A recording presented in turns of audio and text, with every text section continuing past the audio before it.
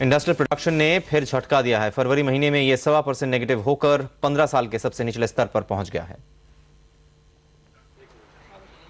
लगता है मंदी ने साबुन, तेल जैसी रोजमर्रा की चीजों की खपत पर असर डाला है, क्योंकि पहली बार एफएमसीजी समेत कंज्यूमर नॉन ड्यूरेबल सेक्टर की ग्रोथ नेगेटिव हो गई है।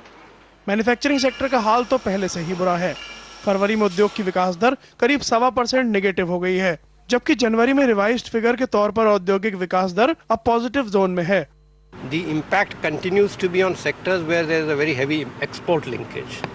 Sectors like cotton textile, sectors like leather, sectors like mining, where the export of mined products is not taking off.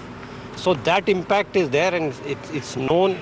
It's something which is part of the cycle which we have to live through. फरवरी के आंकड़े वैसे मिले जुले हैं। Manufacturing sector की विकास दर पिछले साल के करीब 9.5% के मुकाबले करीब 1.5% नेगेटिव हुई है। माइनिंग सेक्टर की विकास दर भी 1.5% के आसपास गिरी है। कंज्यूमर नॉन ड्यूरेबल्स की विकास दर 5.5% के करीब गिरी है।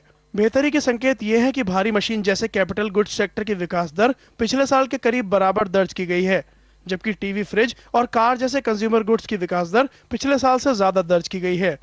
जो हमें डर था कि ये स्लो डाउन के वजह से आपके इन्वेस्टमेंट्स पे असर पड़ेगा, वो नहीं लग रहा है। अब ये अच्छी बात है। अगले साल के लिए ये बहुत ही पॉजिटिव इंडिकेटर है।